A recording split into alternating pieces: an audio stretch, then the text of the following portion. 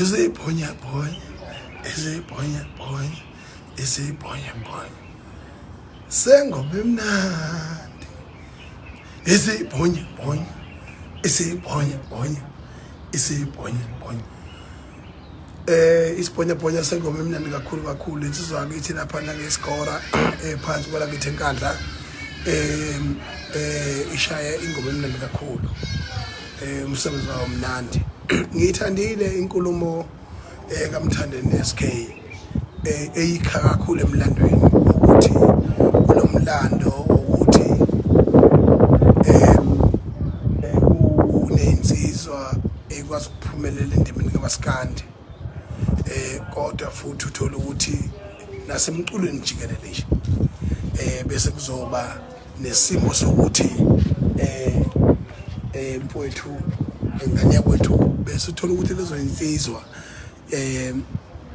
uyaqhubeka umcimbi wayo nengoma yayo kodwa uthola ukuthi yona umhlaba awuyazi sekufanele isebenza kaningi ukulandela ilegacy yayo kanye netalent layo njengamanje ke ningezima Afrika njengongizwe umlando wamchunu intombazane umdaba langasamqoma ngabasemthanda ngigcizelela ukuthi nginibingelele kungizwe online ngifisa ukubongela kakhulu insizwa zakithi ezenze kahle uyena uSigora lo uThandazani owenze izimanga kwi-album yakhe ngibongele insizwa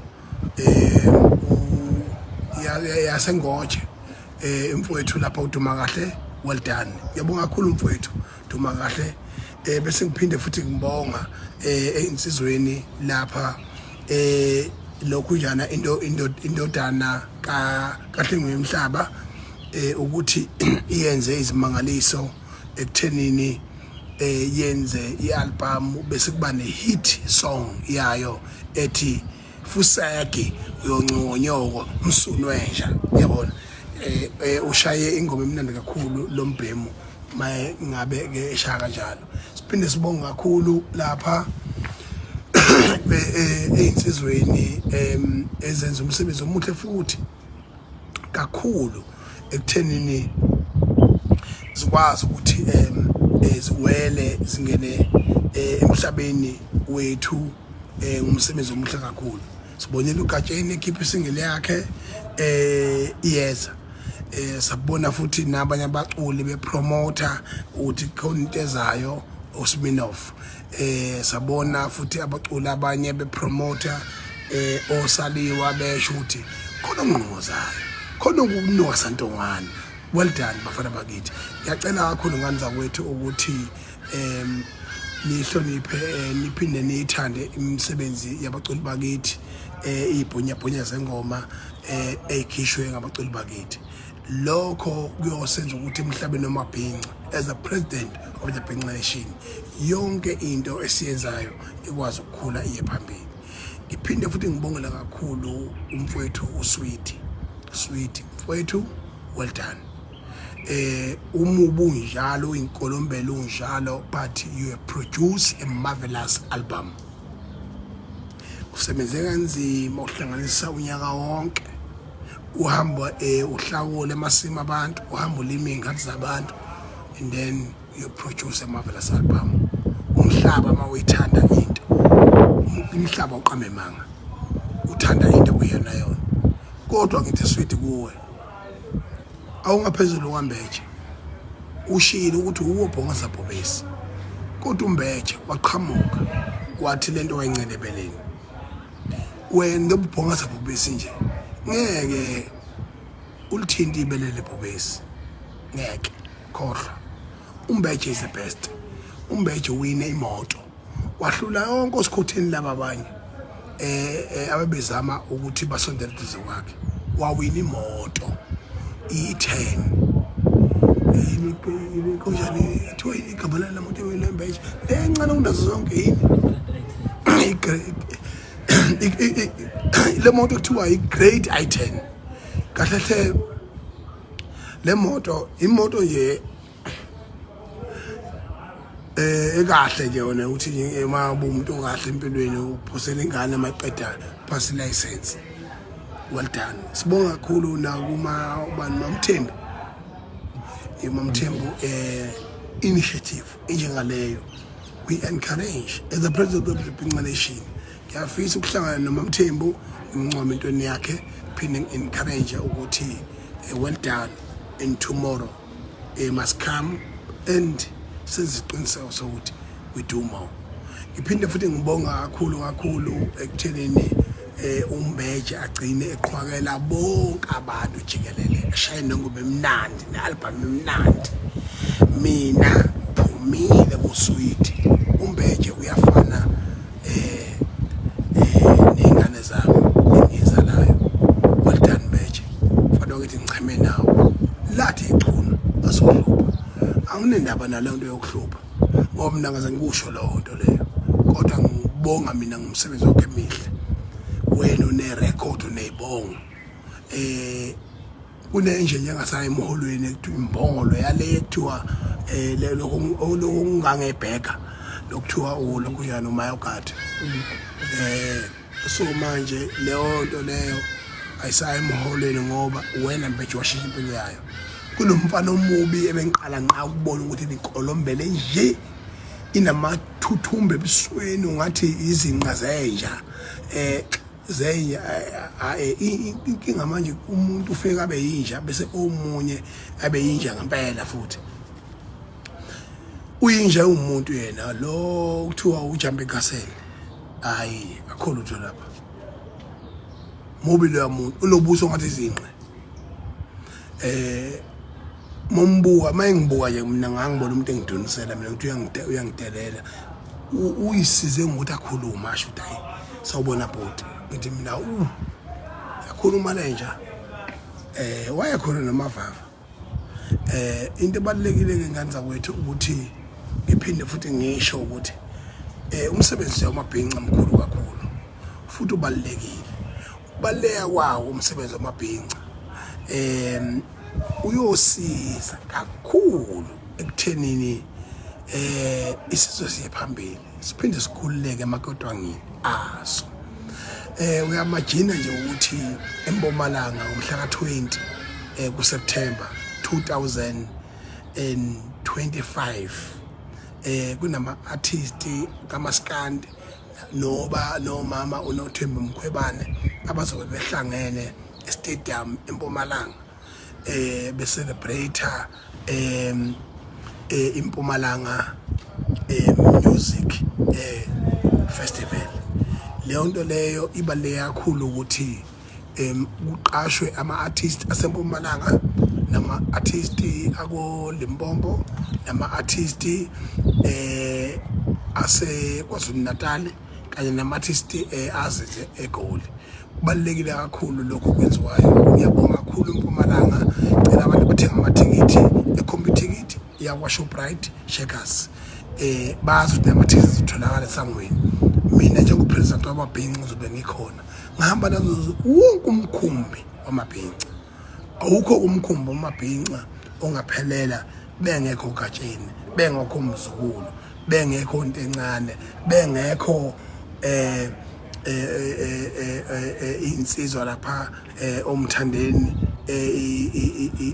SK bengekho okhuzana umfokampungose bengekho abafana lapha nake umdumazi kanye no lokhunjana laba oqhizile. Kubalekile kakhulu ukuthi sisupport iMpumalanga Festival.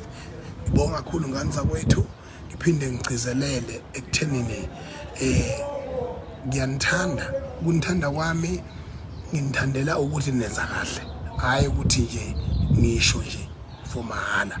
Iqiniso lithekuthenini njengopresident wenu onphethe supportani izinto ezenzakalayo emhlabeni wamabhinqa.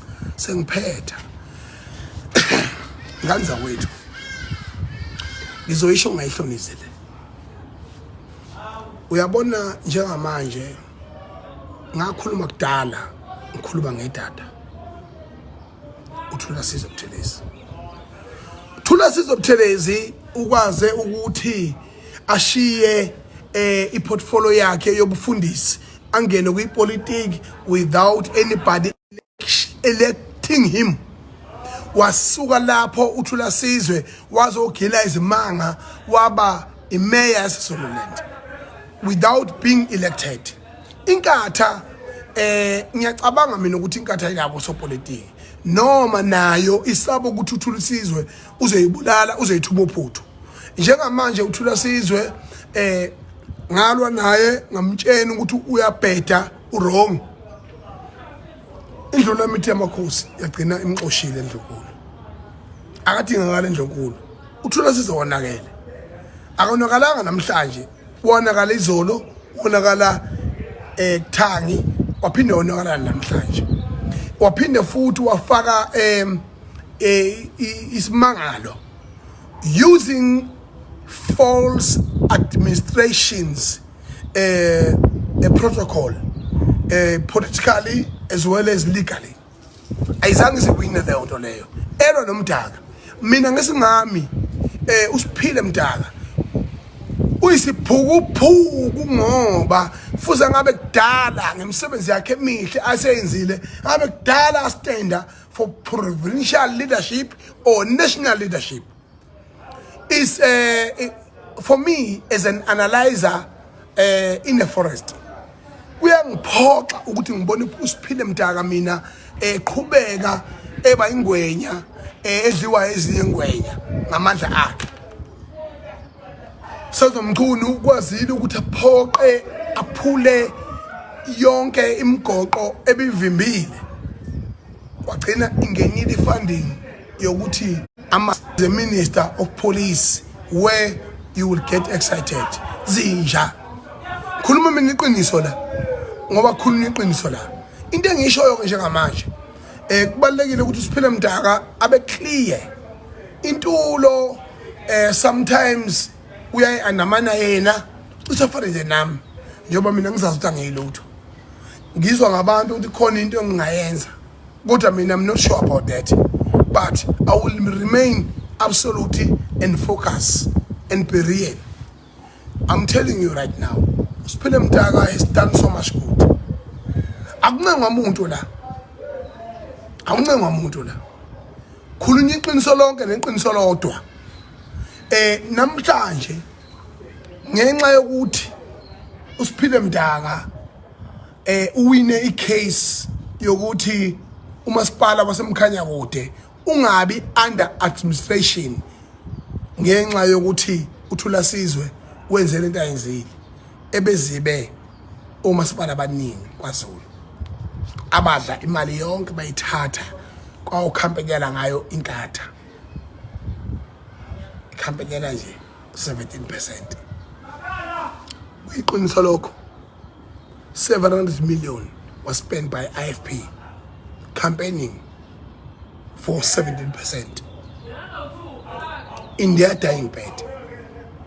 Is that true, South Africa? I'm asking you, is that true? Uma mina ngikhuluma kuthiwa mina ngibulawe, kuthiwa mina ngirong, kuthiwa mina ngangazisho izinto ezingamaqiniso. When they are out of power, then they will hold my bunch and say, hey, we're not comfortable to say the truth. It's wrong. Namanje ngiyantshela ngithi mina South Africa, wake up. Lento yenzekile njengamanje uthathe umnyango wakakhoda waye usemkhanya kude namhlanje ethi yena uhambisa i-debate ye-service delivery uThula Sizwe Buthelezi elwa noMdaka ngoba uMdaka ewine case. If you lose a case based on your lies as a leader, how should you continuously try to engage the community based on that? Look at what Mkhanya with the people have done. Umuntu othe uThula amagama abantu abazoba khona kulo mcimbi. uMdaka was the most profiled leader, not based on a conflict ekhona, based on reality. Umdaka is the best mayor in KZN right now. Facing challenges without being popular, without maneuvering systemically, but doing the truthful of the moment. Iqiniso liqiniso nje. Ngimile mina kulo nto leyo. Zakhala manje. Kunenje njengasaye emholweni ekuthiwa imbongolo yale ekuthiwa lokungangebheka lokuthiwa lokuyana umayogadi. So manje leyo nto leyo ayisaye emholweni ngoba wena mbeje washintsha impilo yayo. Kunomfana omubi ebengiqala nqa ukubona ukuthi liqolombele nje inamathuthumbe ebusweni ungathi izinqa zenja zenja inkinga manje umuntu ufika abe yinja bese omunye abe yinja ngempela futhi uyinja umuntu yena lo kuthiwa ujambe gasele hayi akho lutho lapha mubi lo muntu unobuso ngathi izinqa mombuka mayengibuka nje mina ngangibona umuntu engidunisela mina ukuthi uyangidelela uyisize ngokuthi akhuluma asho ukuthi hayi sawubona bhuti ngithi mina yakhuluma la nje wayekhona nomavava